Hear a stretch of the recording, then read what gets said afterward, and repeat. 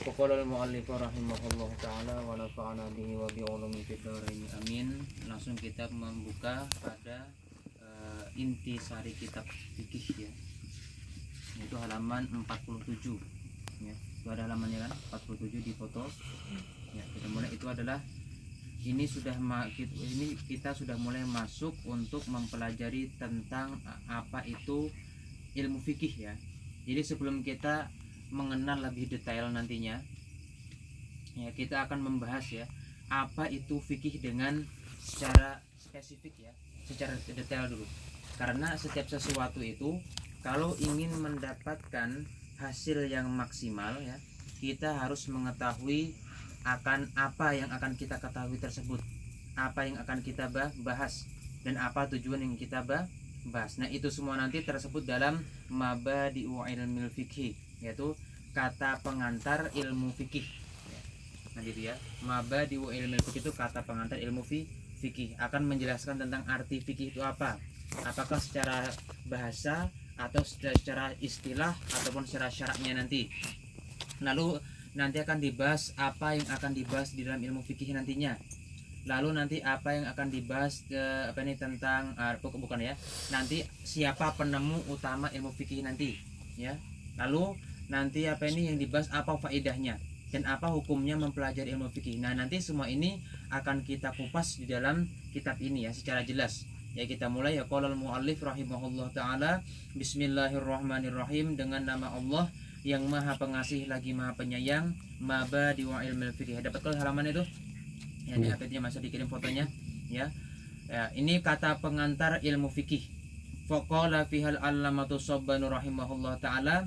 Sebelum kita memulai akan mengetahuinya, beliau melampirkan sedikit daripada syair atau puisi dari al-alimul allamah, seorang ulama besar ilmu nahwu, yaitu al-Imam Sabban.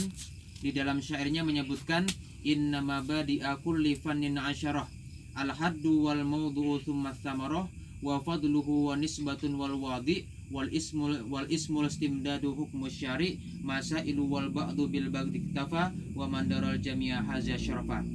Maksudnya, sesungguhnya kata pengantar pada setiap apapun pelajaran itu ada 10. Jadi sebelum kita memasuki untuk apapun pengetahuannya, kita harus mengetahui yang 10 ini macam dulu ya. Jangan sampai kita langsung memasuki ke babnya tanpa mengetahui akan 10 macam ini. Kenapa? Nanti kita kalau tidak seperti itu, maka akan seperti orang belajar tanpa ada tujuan ya. Seperti kita kalau mau pergi ke kota ya, yang kita perlukan dulu apa tujuan kita ya, lalu jalannya kemana ya, lalu apakah cuacanya cerah atau tidak, itu kan harus kita teliti dulu sebelum berangkat ya. Sama seperti kita menggali suatu keilmuan. Sebelum kita memasuki akan suatu keilmuan, itu penting ya untuk kita ketahui ilmu tersebut secara spesifik, secara detail dulu. Lalu langsung aja yang pertama, hadduhu ya tadi al-haddu itu namanya ta'rif ya, atau definisi bahasa kitanya, pengertian secara bahasa ataupun secara istilah nantinya. Wal maudu'u itu judul, apa judul-judul yang akan kita bahas di dalam fikih nanti. Maju apa supaya kita ya. Summa samar, kemudian buah. Maksud buah di sini adalah faidah ya. Faidah. Apa faidah kita belajar ilmu fikih? Wa fadlu, dan keutamaannya ya. Sudah berapa? 4 ya. Ya, dan apa kelebihan ilmu fikih nanti? Wa nisbatun, dan nisbah, hubungan ilmu fikih dengan ilmu yang lainnya atau ilmu syariat nanti apa? Kenapa kok fikih hukumnya nanti wajib? Nanti ada. Wal wadi, dan penemu atau pencetus pertama ilmu fikih nanti siapa? Akan kita bahas di sini. Wal ismu, dan namanya ilmu itu apa? Ya. Nyatanya kalau di sini ilmu fikih. Wal istimdad nanti sumber atau masodir kalau bahasa Arabnya nanti. Atau nanti sumber-sumber yang diambil dari fikih nanti apa? Ya, sandaran ilmu fikih ya, sumber. Hukmu syari, hukum dari syariat apa belajar ilmu fikih? Apakah fardu ain atau fardu kifayah ataupun sunnah? Nanti akan kita ketahui di sini. Terus masailu, nanti apa masalah-masalah yang tercantum dalam ilmu fikih nanti? Wal ba'du bil ba'di tafa. Tapi kata beliau, cukup dengan sebagian itu diketahui, nggak apa-apa. Iktafa itu cukup. Ya, ini masuk kaidah ya. Mala yudraku kulluh la yutraku juluh. Sesuatu itu kalau tidak dapat diperdapati secara keseluruhan ya, jangan ditinggal secara keseluruhan. Gawi sebagian yang bisanya ya. Sembahyang nggak bisa berdiri ya, cuma bisa berdiri di satu rakaat aja. Rakaat 2, 3, 4 nggak tahan, maka yang satu rakaat berdiri dulu ya. Berhenti rakaat kedua, ketiga, keempat baru boleh berduduk. Ya, al-maisur la yasqutu bil ma'sur. Sesuatu yang mudah jangan digugurkan dan diikutkan dengan yang sulit ya. Itu jadi kalau nggak bisa mengenali atau memperdapati semuanya, sebagian barang kita perdapati. Kalau kita nggak bisa menjadi ulama-ulama kita terdahulu, minimal ada sedikit ilmunya kita gali ya.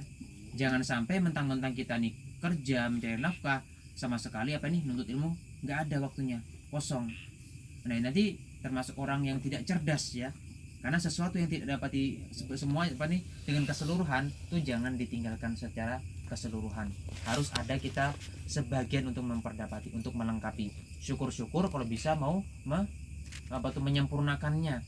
Nah, waman darol jami'ah hadza syarafa, tapi kata beliau, siapa yang daro mengetahui akan keseluruhan, ia akan mendapatkan asyarafa. Apa itu asyarafa? Kemuliaan. Nah, kalau kita ketahui 10 macam tadi, maka kita akan mendapatkan akan kemuliaan. Langsung saja ya, boleh ditulis ini dalam buku. Ini catatan penting ya. Yang pertama, ta'rif atau definisi ilmu fikih ya. Silakan di apa tuh, mau dibuka atau di HP terserah ya. Definisi ilmu fikih. Haddu ay ta'rifu ar-rafal ilmu subiki bi anhu. Nah, beliau sangat tawadhu ya. Al-Habib Zain bin Smith, beliau sangat tawadhu. Beliau tidak mentarifkan ilmu fikih dengan perkataan sendiri, tapi beliau mengutip dari Al-Imam As-Subki ya. Imam Subki ini namanya Taqiyuddin As-Subki. Ini termasuk Ashabus Syafi'iyah. Ini penerus generasi mazhab Syafi'i ya. Ini adalah Al-Imam As-Subki. Ini tanda ciri-ciri ketawaduan beliau. Walaupun Habib Zain bin Smith mampu mengarang ini kitab ya, tapi beliau masih berpegang dengan perkataan-perkataan ulama-ulama yang terdahulu ya. Min barakatil ilmi nisbatu qaulihi ila qailihi. Termasuk daripada keberkahan suatu ilmu itu menyandarkan atau mengembalikan tentang perkataan suatu ucapan kepada siapa pengatanya. Nah, lalu saja kita bahas apa ta'rif ilmu fikih ya. Jadi Al-Habib Zain bin Smith mengutip daripada Imam Subki, yaitu al-ilmu bil ahkami syar'iyyati al-amaliyati al-muktasabu min adillatiha tafsiliyah. Apa artinya? Catat, pengetahuan dengan hukum-hukum syariat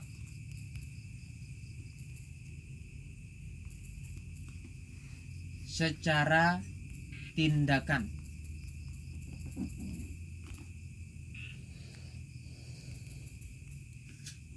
yang digali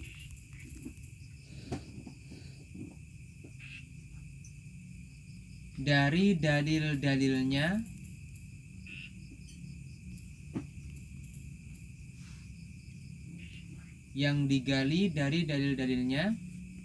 secara terperinci.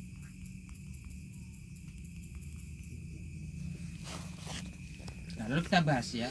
Jadi ta'rif ilmu tadi dari Al-Imam Subki, beliau mengatakan itu pengetahuan dengan hukum-hukum syariat. Nah, jadi ini pengetahuan.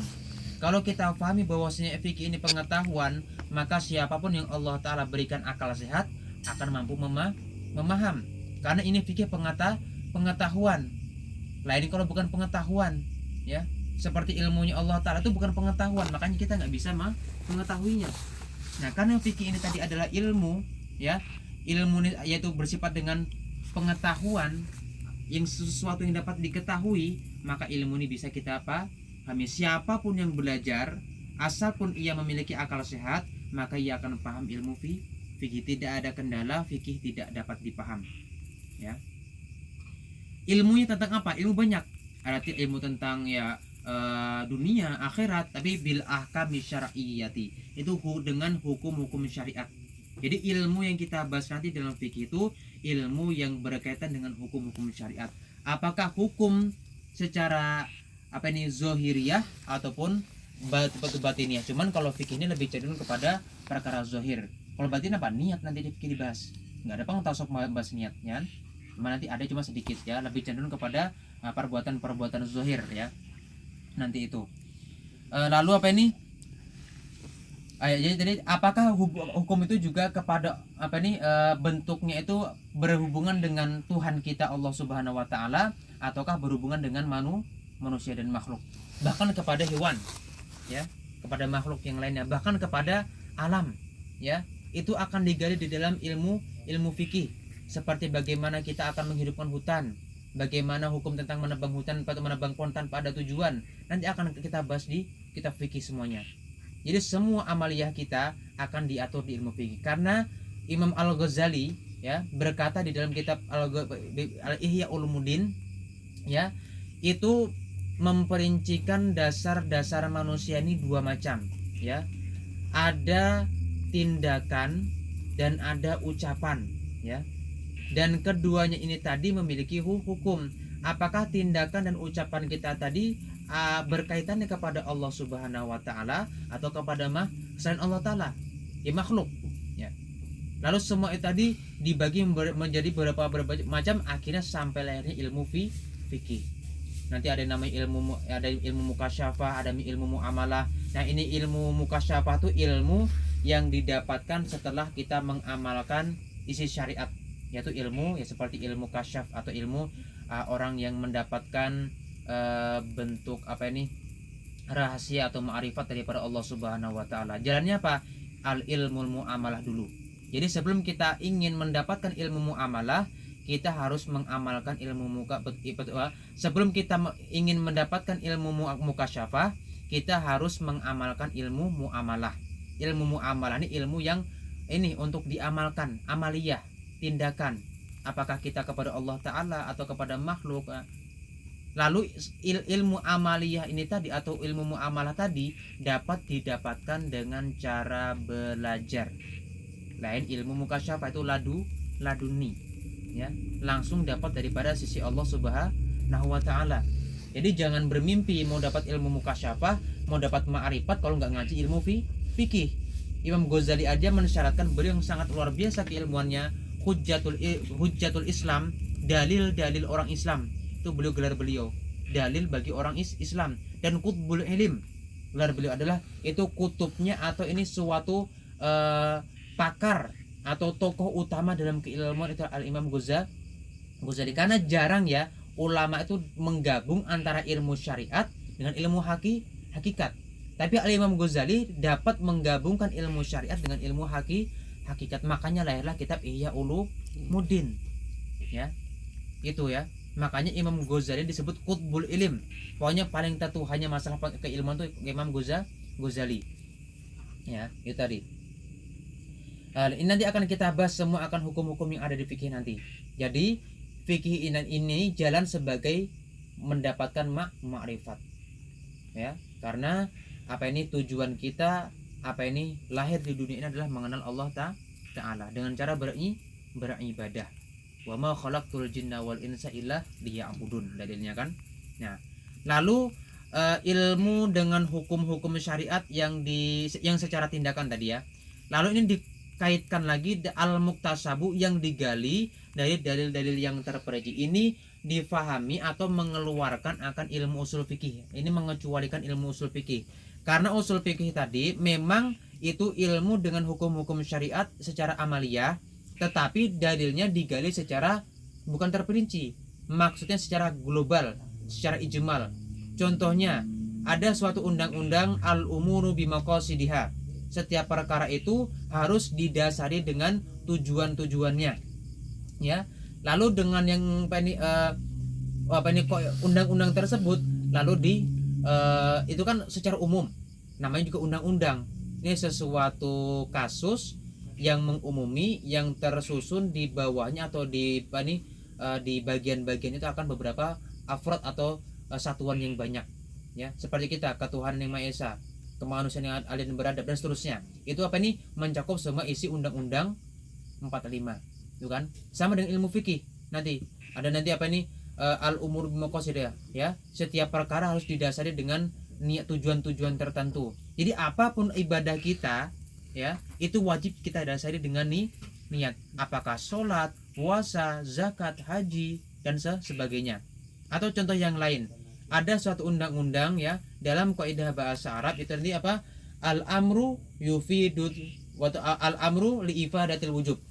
Perintah jikalau dilontarkan dari ucapan itu memberi faedah akan kewajiban. Jadi kalau kita diperintah guru atau orang tua atau kita teman atau yang lainnya, itu memberi faedah, itu sebuah kewajiban. Apa arti kewajiban? Sesuatu yang pasti kita, yang harus kita tunaikan, ya, dan akan terasa dicela kalau kita tidak menunaikan. Itu adalah kewajiban, ya. Lalu undang-undang tadi diterapkan dalam ilmu hukum. Jadi apapun dalil Al-Qur'an, apapun dalil hadis, jika ada di situ tergantung tersemat akan kata-kata yang memberi paham tentang perintah, maka itu dipaham secara wajib. Contohnya aqimus sholah, ya, aqimus itu terlaksanakanlah oleh kalian akan sholat, itu kan bentuknya perintah, maka sholat pun wajib bagi kita. Nah, tapi ini ya ayyuhalladzina amanu ittaqullah, ya, ittaqun, takwalah akan Allah Ta'ala. Maka apa ya? Takwa ini bentuknya perintah, maka jadi wajib dan sebagainya. Itu. Ini adalah dalil usul fikih. Tapi kalau ilmu fikih ini cukup dalil yang terperinci. Jadi ada satu hukum, kembalikan ke satu dalil. Kalau tadi satu undang-undang diterapkan kepada seluruh hukum, ya, kecil membesar. Kalau ini satu skala kepada satu skala. Jadi satu hukum dikembalikan ke dalil. Itulah metode fikih. Contohnya, seming apa hukumnya? Wajib. Kenapa jadi wajib? Karena dalilnya aqimus sholat, itu adalah fikih namanya. Jadi kita di sini nanti akan mengetahui hukum berserta dalilnya. Jadi jangan sampai kita cuma beramal tapi nggak tahu kenapanya tuh, ya. Itu nanti. Ya, lalu lanjut ya lah, ada catatan yang kedua, ya, judul perbuatan orang mukallaf.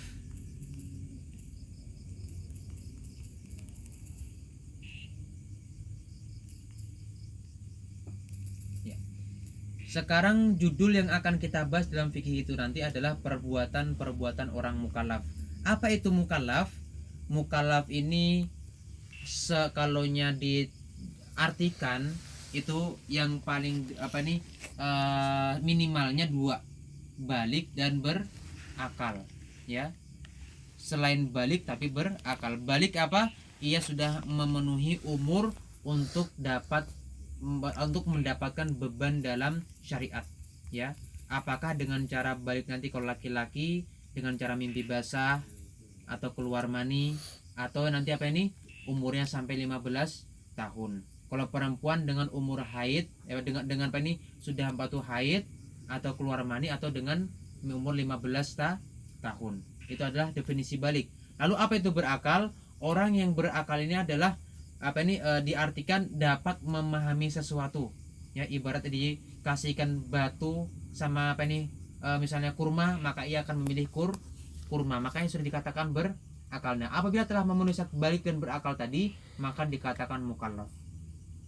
Lalu kita baca di kitab Nihayatuz Zain, itu sebuah karya ulama Indonesia, ya, Umar bin Muhammad An-Nawawi Banten, atau dikenal dengan Imam Nawawi Banten, atau itu kakek daripada Kiai Ma'ruf Amin, ya, kakek ataukah datuk, tidak tahu kita.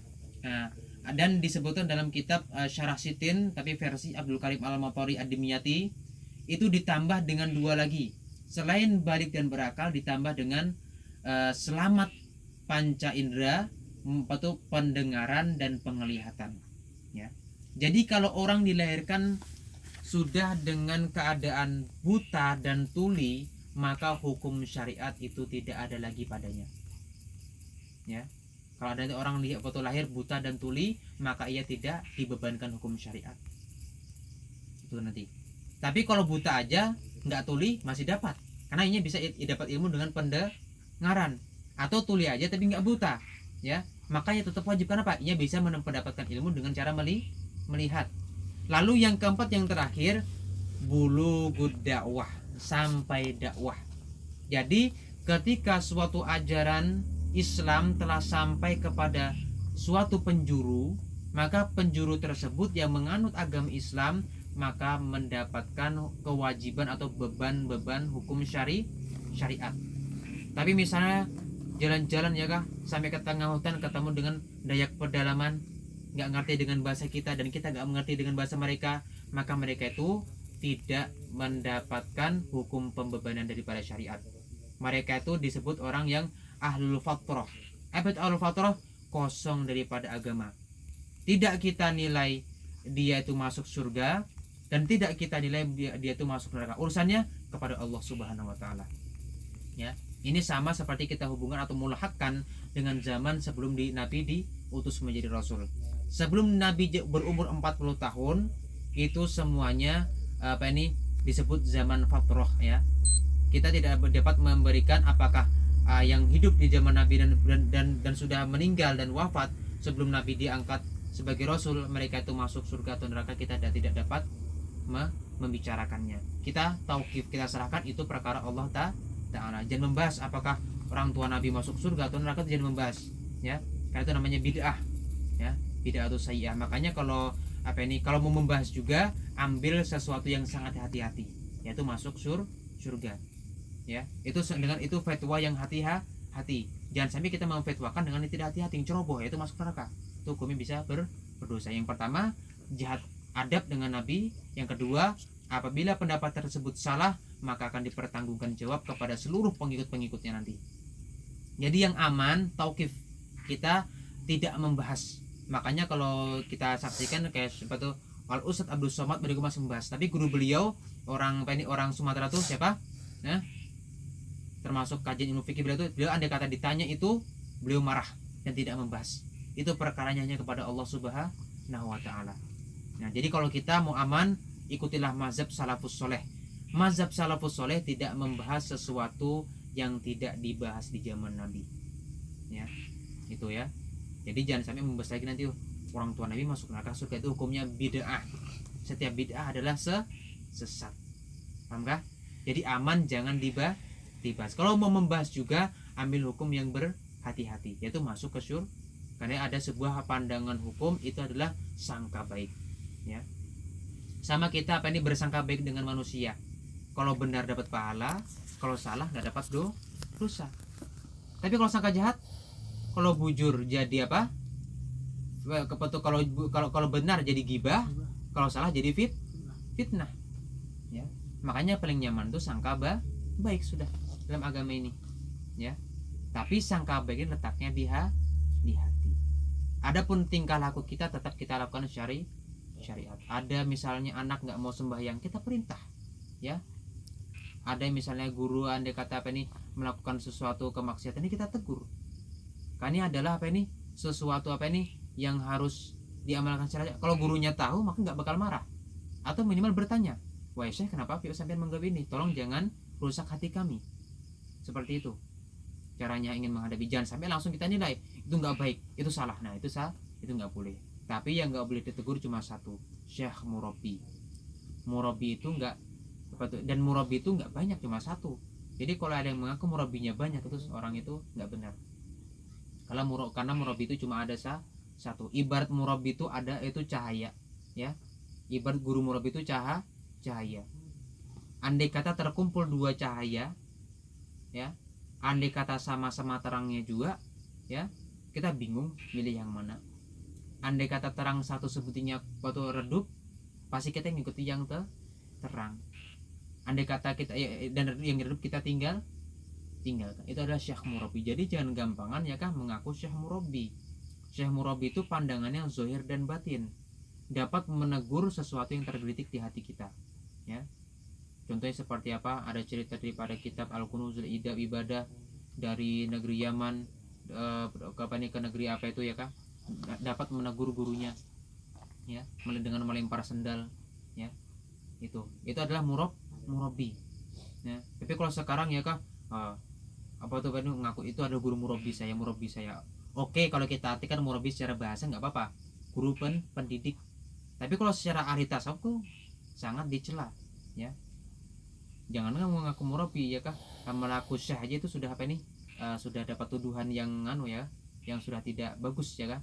Seperti banyak ya kah, seperti apa nih Imam Syekh Ramadan Al-Buti, beliau mengatakan tuh apa nih, sekarang banyak orang yang mengaku apa nih orang ulama sufi, tapi mereka untuk menjadi murid aja tidak belum cocok lagi sudah mengaku ulama sufi. Yang paling nyaman mengaku hina. Orang kalau sudah rendah maka tidak dapat bisa lagi direndahkan. Rendahlah dirimu sampai tidak ada yang merendahkanmu. Itu tadi.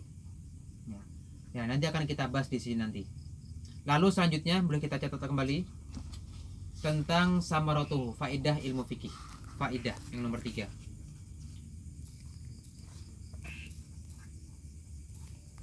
Ya, kalau di HP-nya itu sudah ke halaman 48.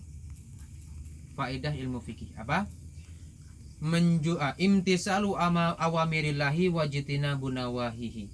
Menjunjung perintah Allah dan menjauhi larangannya.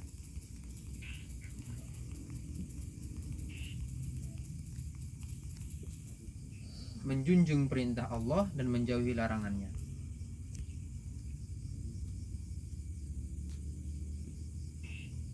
Buah ataupun faedah ilmu fikih ini adalah menjunjung perintah Allah dan menjauhi larangannya, ya. Karena nanti kalau fikih ini gak kita ketahui, kita nggak bisa mengetahui mana yang halal, mana yang haram. Karena itulah tadi ya kah, salah satu atau sinonim ilmu fikih ini disebut dengan al ilmu bil halali wal haram atau ilmul halal wal haram. Itu adalah kata lain daripada ilmu fikih, ya. Makanya kalau kita nggak bisa kalau kita nggak belajar ilmu fikih, kita tidak akan bisa membedakan mana yang halal dan mana yang haram. Nah, untuk mengetahui mana yang halal mana yang haram ini, itu adalah harus menggunakan ilmu fikih. Dan halal dan haram itu ketika diketahui, wahia hakikatut takwa, itulah sebenar-benarnya takwa, takut kepada Allah Ta'ala, ya. Jadi kalau kita ingin bertakwa, maka kita harus syaratnya menjunjung perintahnya dan menjauhi larangannya. Andai kata pun juga tegawi atau tekerjakan, mintalah ampun. Karena sudah kita diberikan wawasan atau sebuah pemahaman daripada Al-Qur'an, ya. Dha'ufat thalibu wal matlub wa khuliqal insanu dha'ifa. Manusia itu sudah diciptakan dari sana itu bersifat lemah. Jadi bisa terkerjakan akan maksiat. Apakah itu nanti termasuk imtisal awamir dan nawahil dan wajibun nawahi? Asalkan dia ingin bertobat dan meminta ampun kepada Allah Ta'ala, maka ia tetap dikatakan orang yang bertakwa. Karena ada manusia yang tidak salah kecuali nabi, ya. Nabi dan para aulia Allah Ta'ala yang telah mendapatkan maksum, ya, pemeliharaan daripada Allah Subhanahu wa Ta'ala, ya, dapat ismah daripada Allah Subhanahu wa Ta'ala. Kalau kita yang belum ada kedudukan di sisi Allah Ta'ala, kita masih menuruti akan hawa nafsu, makanya kita seringkan terkerjakan akan kesalahan. Lain wali Allah Ta'ala, tingkah laku ataupun perbuatan mereka itu adalah menurut syariat, menurut akan perintah Allah Ta'ala. Kalau kita terkadang beribadah juga padahal cuman karena nafsu. Buktinya apa? Ada ujub, ada riya, ada sum'ah, dan ada yang lainnya.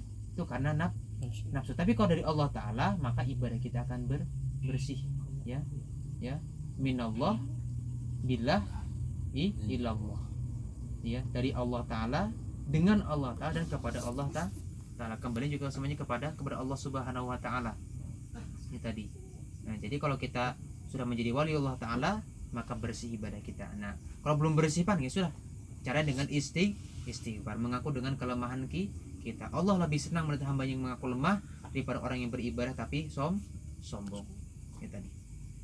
Jadi hakikat takwa adalah menjunjung perintah Allah dan menjauhi larangannya. Nah, tidak dapat kita ketahui kecuali dengan mempelajari ilmu fikih.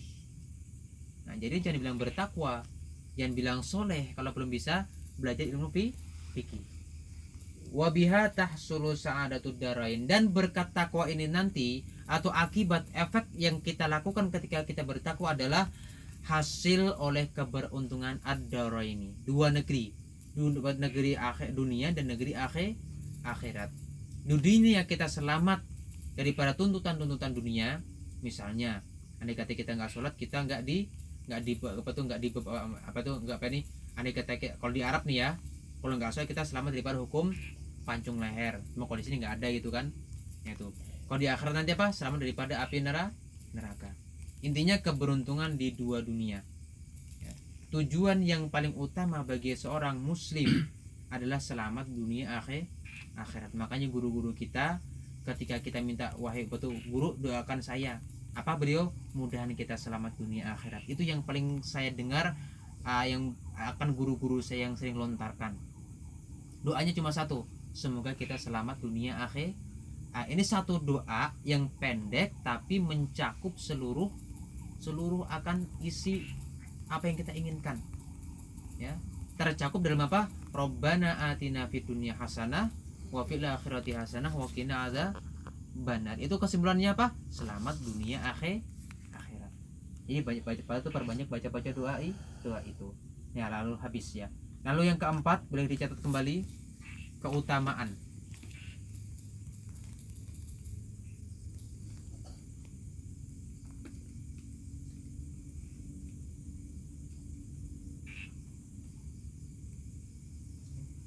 Sepaling afdol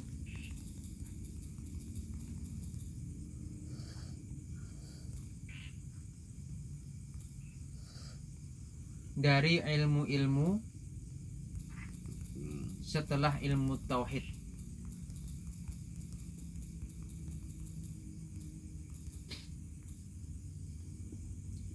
Nah, jadi ilmu fikih ini adalah keutamaan atau kelebihannya adalah ini dalatil ayat wal ahadis ya.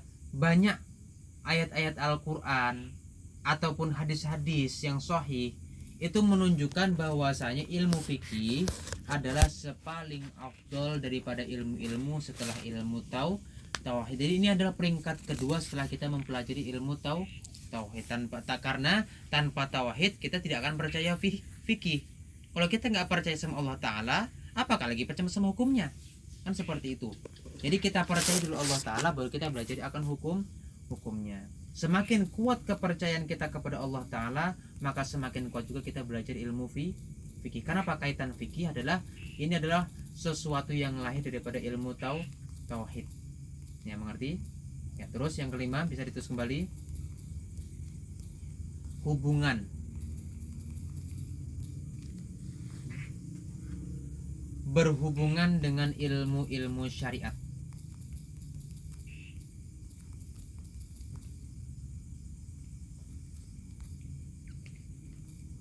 Jadi ilmu fikih ini adalah berhubungan dengan ilmu-ilmu syariat. Nah, sekarang kita sering kan mendengar apa ini? Ilmu syariat. Ilmu syariat. Apa itu ilmu syariat?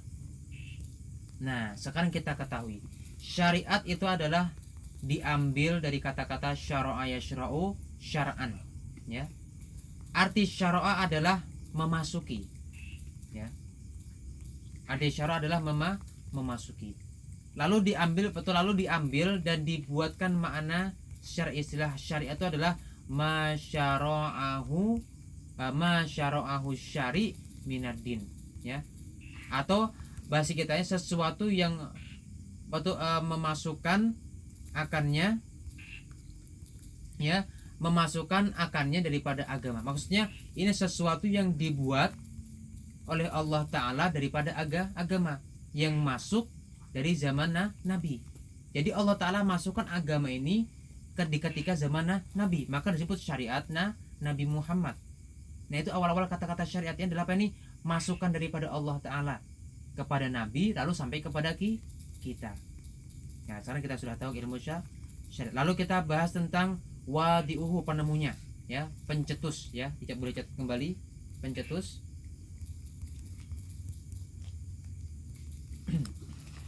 Ya. Imam-imam mujtahid.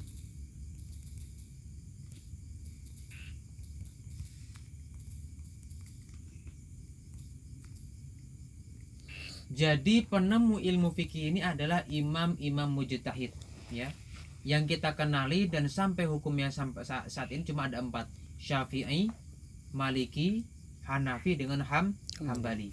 Yang 12 seperti Abi Saurin atau Sulaiman bin siapa itu ya, itu sudah tidak ada lagi zaman sekarang. Karena apa ini riwayatnya terputus, ibarat hadis sudah mungkoti sudah, ya. Kalau mungkoti berarti apa riwayatnya? Bisa doif atau maudhu nanti itu, ya.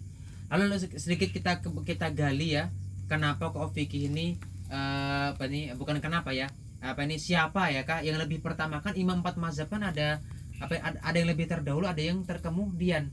Lu siapa yang menemukan orang yang pertama kali punya ide untuk membukukan ilmu fikih? Wa awwaluman allafa fihi imla'a, ya. Dan awal-awal orang yang mengarang atau mencetak bukan ya, allafa ini menulis ya, menulis padanya fikih tadi imla'an akan sebagaimana imla atau tulisan wal imamu Zaid bin Ali bin Husain bin Ali bin Abi Thalib. Berarti apa nih? Zuriyat Nabi yang bersandarkan kepada Sayyidina Husain. Jadi pertama orang yang menulis atau mengimla. Imla ini seperti ini. Saya membaca, kalian yang itu namanya imla. Ya kita dikte. Jadi awal yang mendiktekan ilmu fikih itu siapa? Imam Zaid bin Ali bin Husain. Berarti siapa ini? Sayyidina Ali bin Abi Thalib, ya. Apa itu? Lalu Husain adalah anak, Ali cucu, Zaid jadi apa nih? Cicit ya. Ya, itu tadi. Jadi ini masanya nggak lama. Ya, itu pertama kali orang yang pernah mengimlakan. Ya, jadi sekarang kita Jadi sekarang kita sudah ketahui siapa pernah pertama orang yang mendiktekan ilmu fikih. Ya, ini satu ilmu yang menjadi hadiah bagi kita, karena kita sekarang sudah tahu. Jangan sampai kita tahu di fikih aja, nggak tahu siapa penemu utamanya.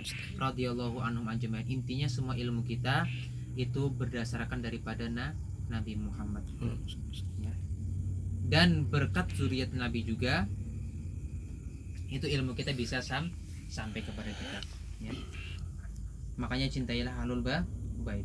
Wa awwalu man alafa fihi tilmizuhu, dan awal-awal orang yang menyusun padanya fikih tadi oleh muridnya al-imamul mujtahid. Nah, langsung Zaid bin Ali ini memiliki murid siapa? Al-imamul mujtahid Abu Hanifah. Jadi Imam Abu Hanifah ini langsung berguru kepada zuriat Nabi.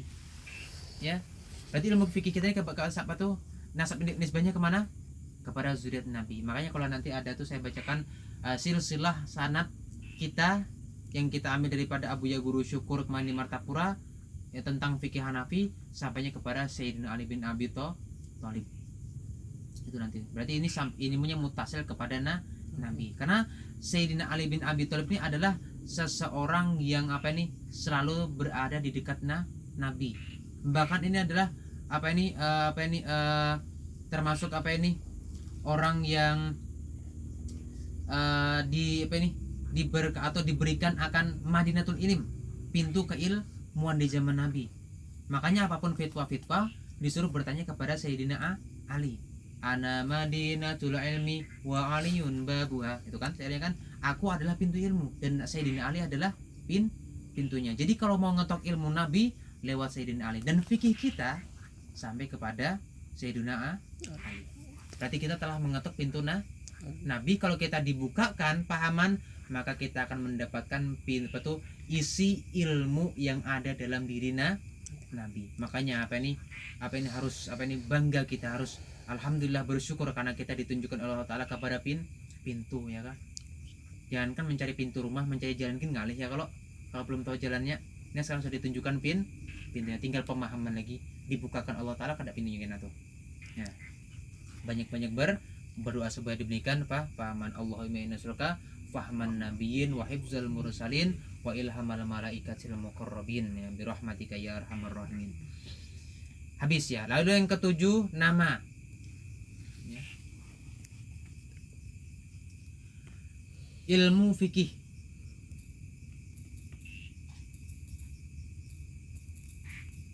Ya.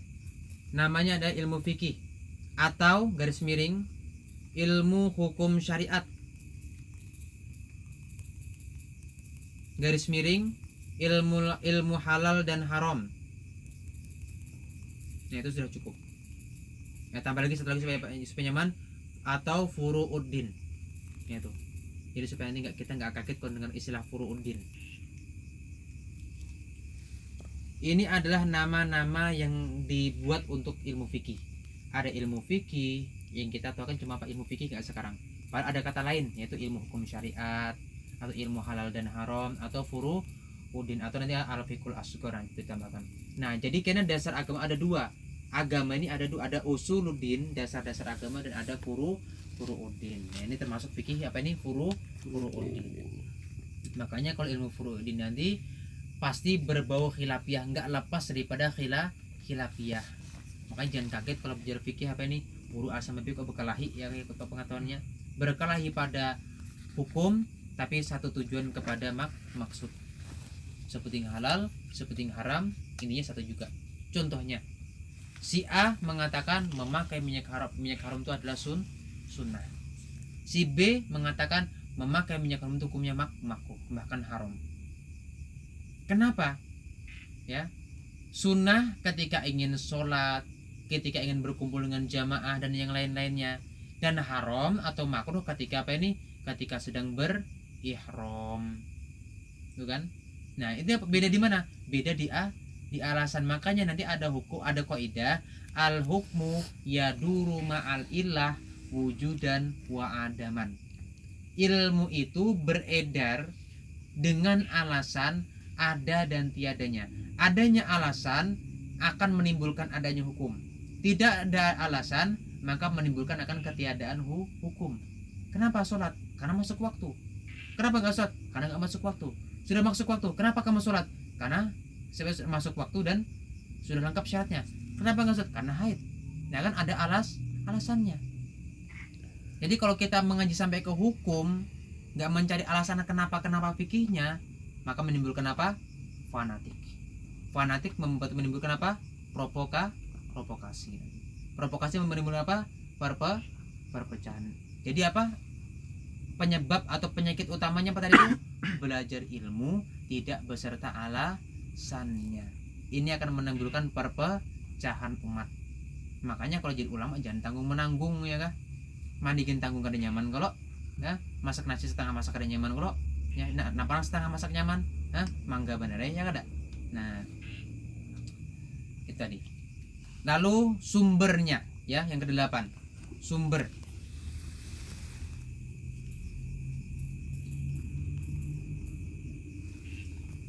ilmu fikih ya dicatat Alkitab Al-Quran maksudnya 1 As-Sunnah hadis maksudnya Alkitab, As-Sunnah,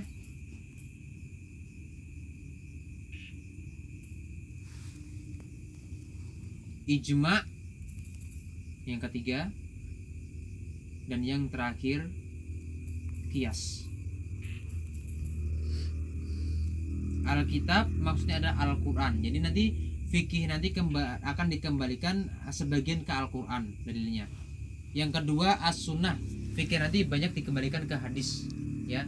Lalu ketika Al-Quran dan di hadis tidak menyebutkan secara jelas tapi ada dalil-dalil yang menyindir, ibaratnya kopatu satu apa ini undang-undang atau kaidah atau apa ini al-ibratu bilabzil khos ya la bi khususil apa itu al-ibratu bil umumil labzi la bi khususis sabab.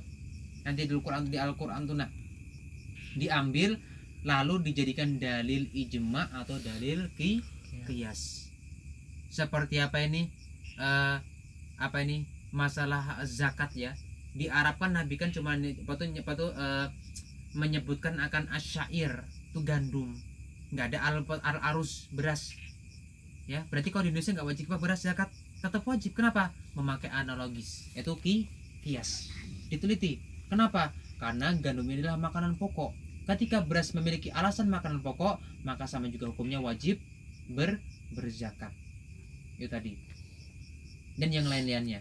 Nah, adapun ijma ini adalah konsensus ulama, itu persetujuan beberapa ulama secara besar, ya, secara kebanyakan, walaupun tidak seluruhnya. Misalnya Samarinda ditunjuk siapa kepala MUI-nya, ya, di Balikpapan ditunjuk, Buntang ditunjuk, lalu dikumpulkan di satu Samarinda membentuk apa hukumnya ini, lalu menarikan ini hukumnya ini. Walaupun yang setuju cuma sebagian besar, tak semuanya, itu akan menjadi betul dalil ijma. Makanya kalau sudah MUI mengharamkan PUBG, maka apa hukumnya? Ijma. PUBG itu hukumnya apa? Haram, kan? Karena kalau diganggu ke dalilnya itu apa ini? Masalah ijma tuh. La yajmi'u ummati la tajtami'u ummati ala dolalah. Umatku tidak akan berkumpul pada sesuatu kesesatan. Makanya ikuti yang banyak dipakai orang, ya. Andai kata sesuatu tuh sudah banyak yang menyetujui daripada yang kada, maka itu ada ilmunya sudah kada mungkin sesat. Lain yang hanya viral dikit langsung kena kena usir, itu jangan diikuti kayak itu, ya. Nampak dikit kena usir itu jangan. Cari ilmu yang sudah wantar, itu yang selamat. Kenapa? Lata jitami umati ala dolalatin. Loh, kenapa kok tapi kok hukum kita beda sama di Mesir atau di Arab sana? Keadaannya beda dengan Indonesia, ya. Masalah cuaca aja, di sini kalau pakai baju hujan becek kotor, kalau di sana panas terus, ya. Makanya nggak bisa kita samakan dalam penerapan hukum. Cuman intinya juga sama, ya. Islam juga Ahlussunnah wal Jamaah, walaupun pembawaan berbeda. Kita pakai sarung, kita pakai baju muslim, kita pakai kopiah. Orang Arab enggak, pakai gamis, pakai jubah. Nah, haruskah itu metode kita terapkan di sini? Tidak sewajib mungkin, atau tidak menjadi kendala yang harus diterapkan di sini juga. Tapi kalau sunnah, silahkan, asal jangan mewajibkan harus berjenggot. Kalau nggak juga dikatakan orang Islam, ya. Apakah seperti itu pemahaman hadisnya? Tidak, ya. Itu adalah budaya-budaya. Maka nanti kalau kita belajar as-sunnah itu dibagi menjadi beberapa macam, ya. Nah, nanti yang tidak diikuti akan sunnah-sunnah yang yang tentang ahwaliyah. Itu cuma menjadi ittiba sunnah aja, nggak jadi wajib. Nabi berjenggot, ya kah? Tidak menunjukkan wajib berjenggot. Walaupun Nabi itu ada menyebutkan siapa yang motong jenggot hukumnya gini-gini, masuk neraka gini itu. Tapi itu tidak dipaham dengan sedemikian rupa, ya. Karena budaya kita dengan budaya itu berbeda.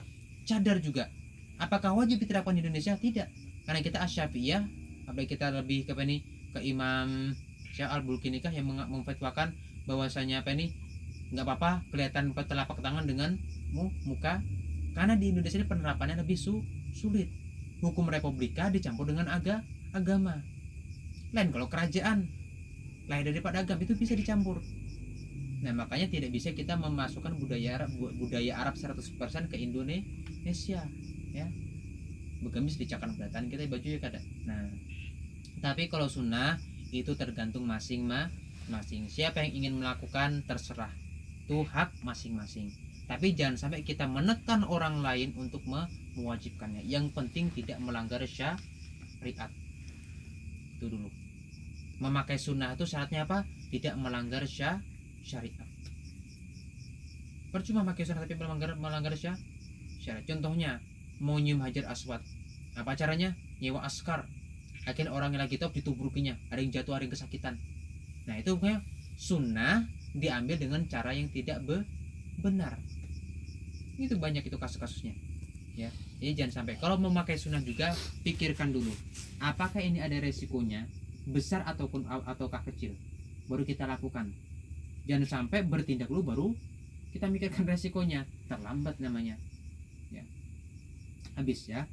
Lalu kita lanjut kembali yang ke-9, hukum. Nah, kita kelak apa hukum belajar ilmu fikih ini nanti.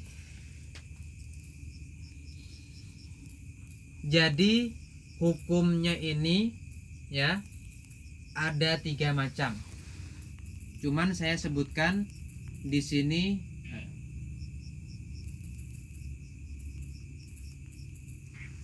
satu macam aja, ya. Yang penting kita ketahui aja ya, wajib aini itu dulu. Karena secara besarnya fikih ini wajib aini dulu semuanya.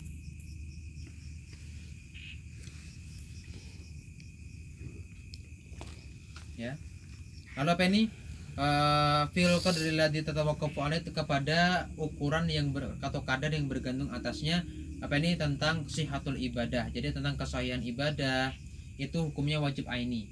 Apapun yang sesuatu berkaitan kewajiban secara individual atau per orang, itu maka juga wajib secara aini. Seperti sholat kan harus per orang, zakat juga per orang, puasa juga malah kita orang lain memuasakan kita nggak bisa, dia sudah mati. Jadi kalau mau dipuasakan matilah dulu gitu. Nah, lalu apa? Washolati wasiyam, ada wasihatul muamalah, dan kesan beramal seperti jual beli nanti ada syarat-syaratnya, atau nanti apa ini, bernikahan itu ada semuanya nanti disindir kalau bayi iwan nikah. Lalu yang kedua kita tulis seperti kita singgung aja, wal wujubul kifai. Yang kedua ada wajib kifayah, itu fi mazada ala dzalika ila bulughil martabatil fitwa. Itu kalaunya wajib kifayah itu ini yang lebih daripada yang ini tadi, sesuatu yang diamalkan untuk diri sendiri. Kita sudah cukup untuk seluruh keilmuan yang kita amalkan sendiri. Ada suatu ilmu yang tidak kita amalkan lalu kita kaji, itu namanya fardu kifayah. Itu nanti menjadi derajat orang yang berfitwa. Kalau suatu saat kita memang nggak melaksanakan, tapi ada orang ya, seperti apa ini, mengkaji tentang ilmu fikih tentang khunsa. Apa itu orang khunsa? Khunsa ini dua ta'rif, memiliki dua kemaluan dan berfungsi kedua-duanya, atau memiliki kemaluan tapi tidak mirip dengan kemaluan laki-laki atau perempuan, namanya khunsa namanya. Itu kan masalah yang sangat, kita mau makan nggak mungkin kan masalah itu kan, tapi kita mengaji itu apa? Karena itu adalah apa ini, fardu kifayah. Kalau kita tahu hukumnya, kita mendapatkan suatu ganjaran yang sangat besar, mewakili dari beberapa orang. Ini mengantisipasi kalau kejadian kasus seperti itu ya. Kalau nggak ada yang tahu, siapa yang menghukumkan? Nggak ada. Sama kita ini haid lah, tidak kan?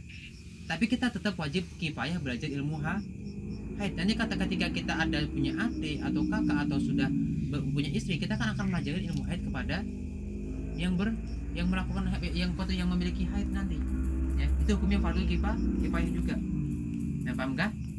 Ya, itu tadi. Lalu yang ketiga sunnah ya, an-nadbu. Bima zada ala maratabat itu lebih daripada maratabat fitwa. Ini sunnah aja hukumnya, seperti yang masalah andai mengandai ya. Seperti apa kena contohnya tuh, apa ini, andai kata fikih ya kan, enggak ngalihai ada kata ki dalam fikih ya, andai itu sunnah aja itu ya. Lambung. Yang ke-10 yang terakhir, masalah. Maksudnya apa ini, kasus-kasus yang dibahas di dalam ilmu fikih nanti, masalah itu banyak, cuman apa ini ditulis nanti, ini saya rangkum aja sendiri, ditulis 1 ibadah, 2 muamalah,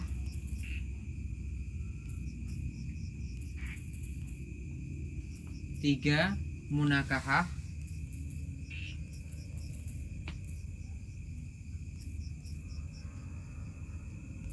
4 jinayah, yang kelima yang terakhir itaqoh. Nanti akan kita pahami satu-satu. Nah, fikih nanti akan membahas 5 macam ini nanti. Yang pertama adalah batu ibadah, suatu tindakan yang berhubungan dengan Tuhan kita, Sang Pencipta kita. Itu akan kita bahas di fikih, yang gak lepas daripada rukun Islam yang 5: syahadat, sholat, puasa, zakat, dan haji. Lalu nanti akan kita bahas tentang muamalah. Apa itu muamalah?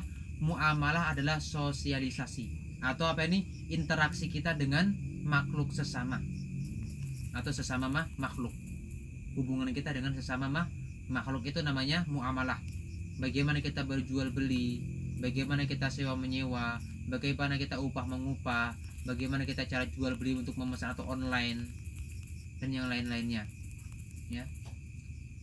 Lalu setelah itu ada namanya munakah. Munakah ini adalah pernikahan, ya. Bahasa kita perkawinan. Akan kita bahas di dalam kitab fikih. Bagaimana perkawinan yang sah, apa hak suami, apa hak istri, apa hak anak, apa itu nafkah, akan kita bahas semuanya di situ, ya. Lalu ada yang namanya jinayah. Jinayatnya adalah kriminal, ya. Kalau kita berbuat kesalahan terhadap sesama makhluk, apa tindakan atau sanksi yang diberikan dalam syariat? Mencuri apa sanksinya, ya. Lalu membunuh apa nanti sanksinya, ya. Atau melukai teman nanti apa sanksinya? Ada dibahas di ilmu fikih. Yang terakhir itaqah, memerdekakan budak, ya. Tapi sekarang sudah zaman merdeka, tidak ada lagi perbudakan. Itu tetap kita pelajari karena ini mengantisipasi atau mencegah kalau nanti terjadi perbudakan. Nanti ada yang namanya budak asli, ada mukatabah, ada mubaat, ada umul walad dan sebagainya, gitu, ya. Nah, itu tadi adalah tentang masalah-masalah yang nantinya akan kita bahas. Nah, ini diceritakan di kitab Al-I'anatul Talibin, ada kaitannya, ya. Ketika manusia lahir, mereka akan beribadah ketika sudah mengenal Tuhan. Ketika sudah beribadah, maka mereka baru bisa bermuamalah. Jadi utamakan ibadah sebelum kita interaksi dengan orang lain, ya. Baru kita berhubungan dengan masyarakat, ya. Kalau sudah berhubungan pasti saling kenal akhirnya terkenal dengan seorang gadis atau wanita. Lalu terjadilah munakahat, pernikahan, ya. Kalau sudah ibadah, ya, lalu muamalah, perut kenyang, nikah batin kenyang, pasti kejahatan mulai muncul, ingin mengganggu orang lah.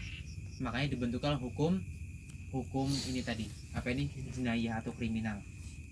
Nah, siapa yang bisa belajar 4 ini selesai, dijamin itaqah, merdeka. Maksudnya merdeka daripada api neraka. Itu adalah kutipan daripada sedikit Imam Syafi'i. Jadi kalau kita belajar ibadah, muamalah, munakah dengan jinayah, maka kita akan bebas daripada api neraka asal diamalkan. Ini tadi. Nah, sudah waktunya jam 10, ya. Ini nanti akan kita bahas ahkam syariah. Sedikit lagi, ya, kita baca cepat aja karena ini tidak begitu penting, ya.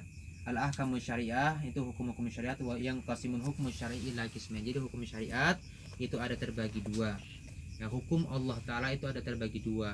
Hukmin syar'iyyin taklifiyyin, yang kedua hukmin syar'iyyin wada'iyyin. Ada yang namanya hukum syariat pembebanan dan ada yang namanya hukum syariat wada'iyyin. Kita baguskan kalau guru bayi mengartikan sudut pemahamannya subjektivitas kah? Ini yang berbentuk dengan nanti itu sifat-sifat hukum, ya. Ada hukum pembebanan dan ada sifat-sifat hukum nanti, ya.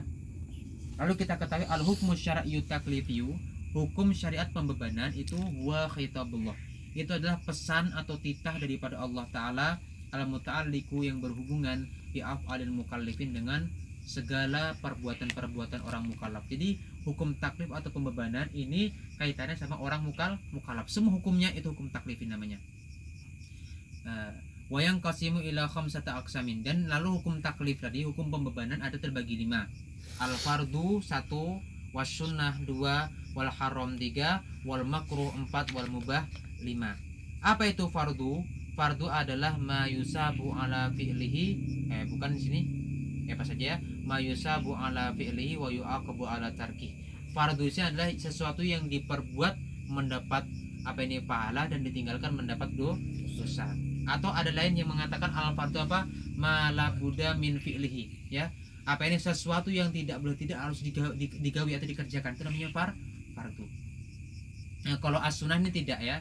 Kalau sunnah ini kalau dikerjakan dapat pahala, kalau ditinggalkan tidak mengurangi nilai kesahan agama, cuman nilai ibadahnya berkurang.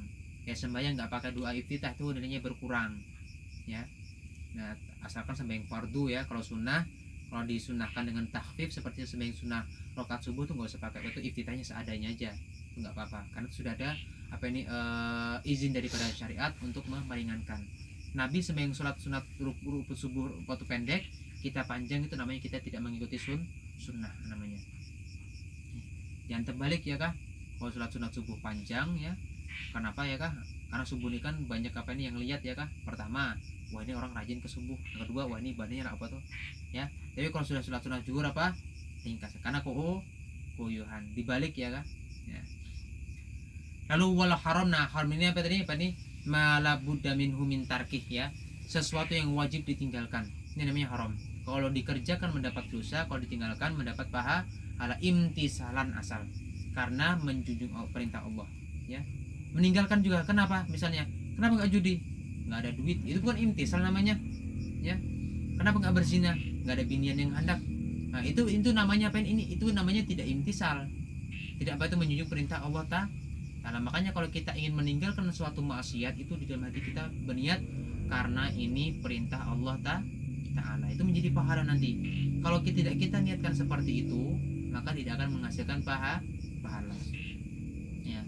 Wal makruh, nah sesuatu yang dibenci, makruh nih ya, ini apa ya, kalau dikerjakan itu apa ini, mengurangi nilai ibadah, dan andai kata ditinggalkan menambah nilai ibadah. Nah, cuma tidak ada kaitan sah dengan tidaknya ibadah nanti.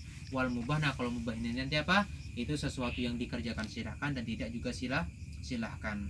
Wahya kama qala fi al-Imam Ibnu Ruslan, nah ini adalah seperti yang dikatakan Imam Al-Ibnu Ruslan fi Mansumatil Mubarakah, pada syair yang berberkat Safwatuz Zubat. Nah, banyak kita nanti beliau Al-Imam Al-Habib Zain bin Smith mengkutip isi kitab ini kepada apa ini, kitab Safwatuz Zubat karya Imam Ibnu Ruslan. Maka nanti ketika beliau setelah memaparkan penjelasan, akan beliau tutup dengan kama qala Sahibuz Zubat, kalau qala Ibnu Ruslan, seperti itu nanti, karena ini kitab banyak kembali ke Zubat. Nah, Zubat itu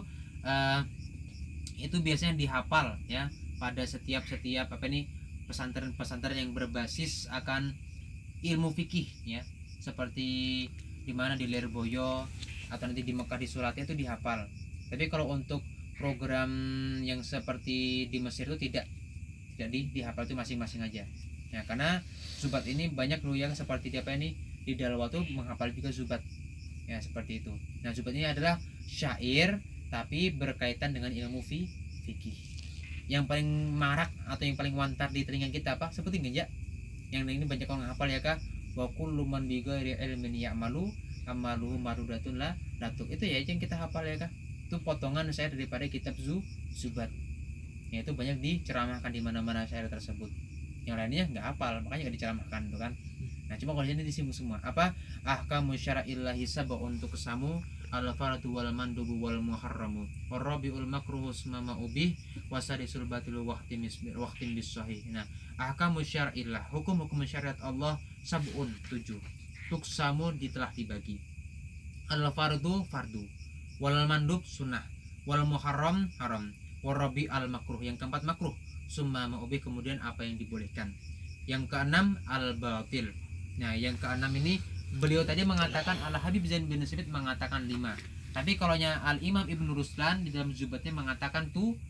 Bertambah apa? Ada batol, wahtim bisa, ada sah, ada soh atau sihah ya ada. Itu tambahnya. Kalau batalnya apa? Kalau batal ini tidak melengkapi akan atau tidak memenuhi akan prasyarat syariat, itu nih batal. Seperti sembahyang apa ini, membawa hadas, itu hukumnya batal. Kenapa? Itu enggak memenuhi prasyarat syariat. Kenapa? Syariat mensyaratkan kita supaya suci daripada hadas. Kalau sahih apa ini, memenuhi akan prasyarat syariat tawannya. Lalu yang pertama al-fardu lugatan. Sekarang kita sering ya kah, aku sholat fardu zuhur, aku sholat fardu asar. Nah, sekarang anti fardu itu apa? Kita ketahui fardu secara bahasa an-nasibu wal lazimu, bisa dikatakan bahagian dan sesuatu yang melazimi. Jadi arti fardu adalah bagian atau sesuatu yang lazimi. Cuman kalau kita sholat fardu itu al-lazim maknanya. Makanya nih hadza faradullah, ini sudah ketentuan Allah, ini sudah seperti apa nih, nasib ya kah? Ya nasibnya pasti bagi apa tuh, ketentuan yang datang daripada Allah sudah difardukan Allah, itu sudah kan bahasa kita tuh kan, raju usali fardu usali lazim. Ya itu kan itu maknanya. Wa syar'an, dan pada cara syariat makna fardu. Nah, syariat ini wa syar'an ini makna yang dibuat oleh syariat. Ma talabahu syari'u talaban jaziman, sesuatu yang syariat tuntut akan sebagai tuntutan yang wajib, itu namanya fardu. Ini yang banyak kita pakai ya. Ini arti syariat adalah tuntutan syariat secara yakin ya, itu namanya fardu. Makanya fardu kalau ketinggalan itu berdampak kepada sah dan tidaknya ibadah, karena itu ada tuntutan yang pasti daripada syariat. Nah, hukumnya yusabu fa'iluhu wa yu'aqabu tariku. Nah, kalau kita mengerjakan fardu, ketika kita mengerjakan mendapat pahala, dan ketika meninggalkan mendapat dosa. Karena ini suruhan yang pasti soalnya.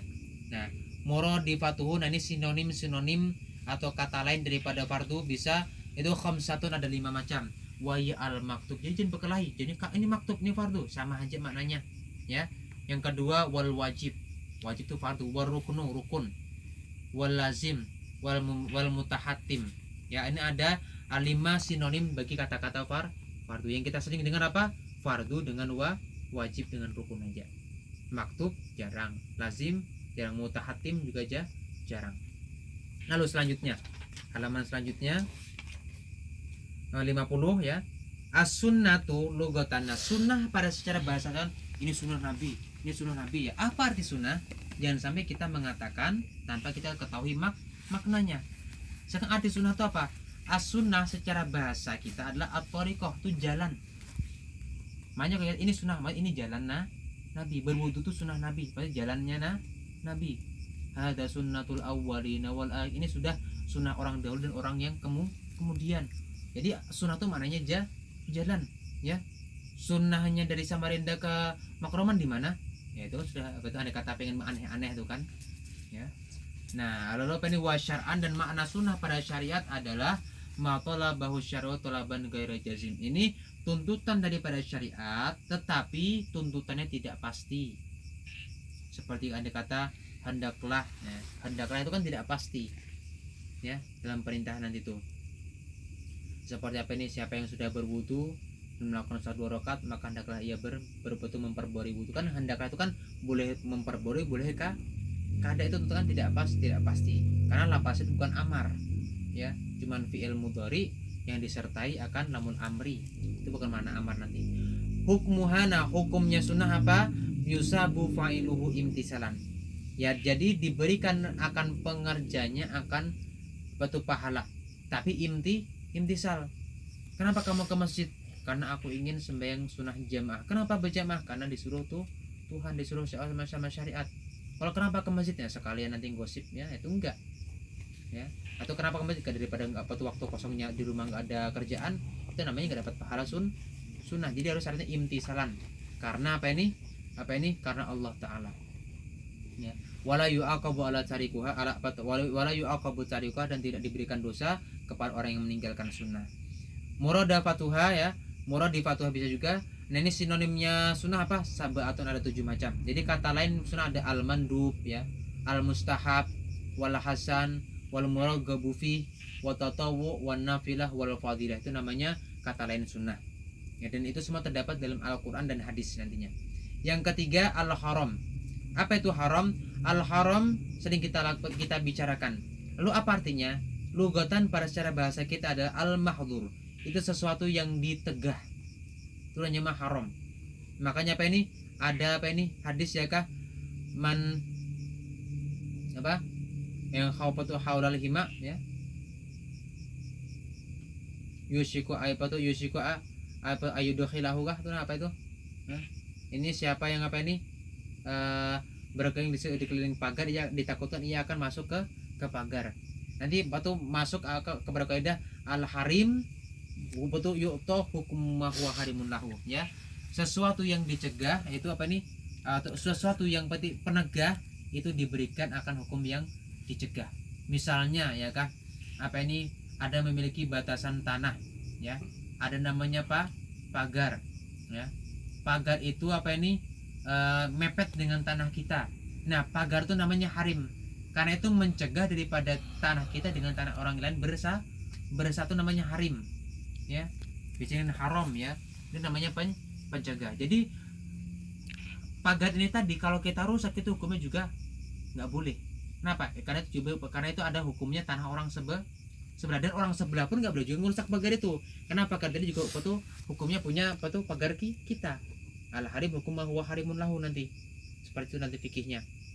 Yang kita syahid atau kita kita bahas di sini adalah makna haram tadi itu diambil kata al mahdur, sesuatu yang mencegah, yang dicegah.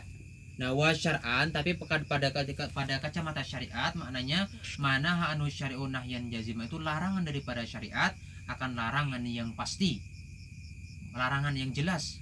Itu hukum yang haram seperti la taqrabuz zina, ya, la taqtulu anfusakum, la taqtulu auladakum, itu semuanya memberi pemahaman yang jelas. Hukumnya haram itu apa? Yusabu tarikuhu imtisalan. Nah, itu diberikan pahalanya asalkan imtisal. Niatnya apa? Karena Allah Ta'ala. Nah, kenapa nggak judi? Karena nggak ada duitnya. Itu kan intisal namanya. Ya, terus apa? Wa yu'aqabu fa'iluh, dan akan disiksa bagi yang mengerjakannya. Muradifatu, dan sinonim fardu adalah sittatun, ada 6. Al-mahdhur 1, al-mamnu 2, al-dzambu 3, al-ma'siyah 4. Yang kelima al-masjur anhu wal mutawa'adu alaih, itu adalah kata lain daripada haram. Al-makruh logatahan, ya, makruh, ya, sering kita ucapkan. Makruh itu artinya apa? Apa nih? Kariha yakrahu karahan. Sesuatu yang dibenci itu namanya makruh, ya. Makanya apa logatan al-marghubu anhu, sesuatu yang dibenci. Kalau al-marghubu fi itu sesuatu yang disuka. Kalau al-marghubu anhu pakai an, itu sesuatu yang dibenci. Itulah hebatnya bahasa Arab, ya. Wa syar'an, dan pada syariat mana syari'u anhu nahyan ghairu jazimin, ini larangan syariat tapi tidak jelas larangannya, itu diberikan hukum makruh. Hukumnya apa? Yusabu ala tariki imtisalan, diberikan pahala bagi orang yang meninggalkannya asal karena Allah Ta'ala, ya.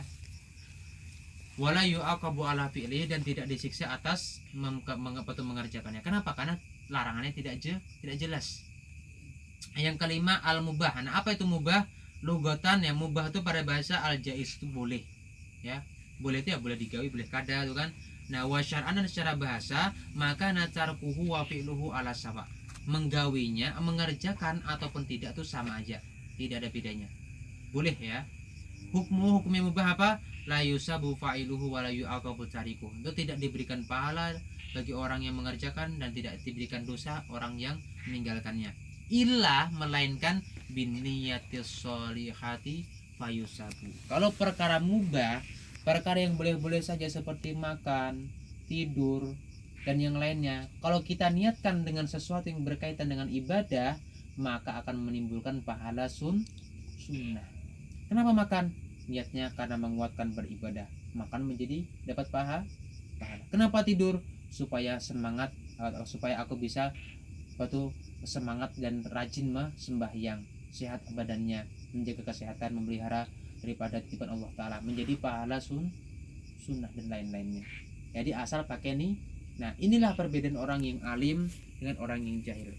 Orang yang alim sedikit beramal banyak pahala, orang jahil banyak beramal dikit pahala. Orang alim itu kata guru saya tuh, senyumnya gin berpahala aja sih. Orang alim tuh, nah, senyumnya atau ketawanya gin berpahala. Kalau kita ketawanya bahkan bisa hukumnya makruh karena tanpa ada niat. Intinya orang alim itu hatinya selalu terpenuhi dengan niat, ya. Bahkan guru tuh mengangkat tangan pun dapat pahala orang alim tuh, ya, karena ada niat. Yang membedakan kita dengan orang lain adalah isi hati kita, ya. Makanya kita sholat sama siapa, misalnya Nabi sholat, gerakannya sama kalau tuh, tapi kenapa lebih bernilai sembahyang Nabi daripada sembahyang kita? Karena Nabi itu sholatnya berisi, ya. Sama sih ada kita waliullah Ta'ala suruh sembahyang, gerakannya sama. Nggak pang kita kalau kita sembahyang di tanah, kalau wali sembahyang di langit, nggak kayak itu kan. Sama juga di tanah. Orang ruku ya kita ruku juga, ya. Orang serokat kita serokat juga. Maghrib 3 rakaat kita 3 rakaat juga. Tapi kenapa kok mereka lebih banyak pahalanya? Karena isinya lain. Makanya yang perlu dikaji itu isinya itu. Banyak ini niat dalam hati. Nah, kita mampu membersihkan, kalau kita mampu meniatkan banyak kebaikan dalam hati, satu syaratnya apa? Hati kita harus bersih. Itu. Dan syarat hati kita harus bersih adalah memakan makanan yang yang halal, itu syaratnya. Lalu wa murabadafatu, dan sinonimnya atau kata lain salah satu ada 3, al jaiz wal halal wat talqi, itu adalah makna lain daripada kata-kata al jaiz tadi. Masih ada waktu. Amal hukmu syar'iul wad'iyyu, adapun hukum syara' tapi yang kaitan dengan wad'iyah atau sifat, wa huwa khitabullahi, itu adalah pesan atau titah daripada Allah Ta'ala al-warid yang mendatang, bikauni syai'i sababan, dengan keadaannya itu apakah menjadi sebab sesuatu, au syaratan ataupun syarat sesuatu, au manian atau alasan pencegahan sesuatu, ataupun au sahih atau kesahan sesuatu, au fasidin atau kerusakan sesuatu. Nah itu tadi ada hukum wada, itu hukum sifat ya. Seperti sembahyang zuhur itu wajib. Nah sembahyang zuhur itu wajib, itu namanya taklifi, pembebaran kepada kita. Tapi ketika kita kaitkan dengan wajibnya ketika gelincir matahari, nah gelincir matahari itu namanya hukum wadai sifatnya. Sembahyang foto zuhur itu kapan? Siang. Nah kata-kata siang itu maknanya wadaiyah, hukum sifat ya. Sembahyang itu haram ya, siapa? Oh karena haid, itu namanya wadaiyah ya. Bentuk wadiyah itu bisa sebab, seperti gelincir matahari itu sebab menjadi kewajiban sholat zuhur, ataupun syarat seperti suci ya, ada di hadas, itu menjadi syarat bagi kesahan sembahyang ya. Atau mani, ini pencegah, atau ini ada sesuatu yang membatalkan ya. Misalnya haram, kenapa alasannya haram sembahyang? Karena ia haid, bentuknya itu namanya juga wadai juga. Ataupun sahih, ini sah, kenapa? Karena nilai ibadahnya telah melengkapi pada syarat-syarat syariat. Ataupun fasid ataupun rusak karena ibadahnya tidak sesuai dengan syariat ya. Yang keenam macam tersebut ya, sabab syarat yang kelima macam tersebut yang qasimu ila khamsati aqsam, terbagi kepada 5 macam. Jadi hukum wadai ada terbagi lagi kepada 5 macam. 1 as-sabab, tidak ya tadi yang tadi. Jadi terbagi hukum wadai kepada 5 macam. 1 as-sabab, sebab tuh ya, mau kita kan sebab musababnya ini ya. Apa gerak ada sebab dulu? Kita gali apa ada sebab. Al-hablu itu ikatan atau tali. Jadi sebab tuh maknanya apa? Ikatan atau tali. Wa ma yatawassalu bihi ila ghairi, dan apapun yang menyampaikan kepada sesuatu. Seperti kalau orang dulu kan naik pakai tali kadang itu kan. Nah, tali ini tadi apa nih? Sesuatu yang menyampaikan kepada sesuatu, itu namanya sebab. Ini tadi. Sebab kita sampai ke mana? Jalan ayani misalnya. Itu namanya sebab namanya. Sebab kita kenyang makan. Sebab kita ingin punya anak, harus nikah. Itu namanya sebab ikatan ya. Lalu yang kedua, wastilahan apa? Mayal zamumin wujudiha al wujud, sesuatu yang pasti daripada sebab adanya oleh adanya sesuatu, wa min adamihi al adamu, dan daripada sebab ketertiadaannya oleh ketertiadaan sesuatu, lizati, nah, tapi dengan secara zat, bukan secara arti mendatang. Jadi arti sebab tuh kalau adanya mengadakan sesuatu dan tidak adanya tidak adakan sesuatu. Contohnya, kalau belum gelincir matahari berarti belum masuk waktu kadar zuhur. Sebabnya gelincir matahari, musababnya zuhur. Kalau gelincir sudah matahari maka zuhur pun ada. Sama seperti makan. Makan itu sebab, kenyang itu musabab ya. Jadi kalau kenyang sebab untuk kalau makan sebab untuk kenyang, dan kenyang itu tersebabkan daripada makan. Itu saling tolak belakang ya, saling berangsul ya kak. Adanya mengadakan dan tidak ada tidak adakan. Lalu yang kedua syarat. Nah apa arti syarat? Syarat untuk mengendarai motor beroda 2, misalkan roda 2 apa arti syarat? Lugatan syarat pada secara bahasa adalah ta'liqu amrin bi amrin kullun minuma fil mustaqbal. Ini menggantungkan perkara dengan perkara masing-masing keduanya kepada sesuatu yang akan datang atau belum terjadi. Itu namanya syarat ya. Seperti kita mau mendaftar sekolah ya, syaratnya harus mengisi formulir, sudahlah kok diisi formulirnya, belum, tapi nanti itu kan digantungkan perkara tersebut dengan perkara mendatang. Seperti syarat sholat adalah apa ini adalah suci atau berwudu, ya, maka apa ini wudunya nanti digawi ketika ingin sembahyang, ya, itu kan. Makanya secara istilah syarat itu apa?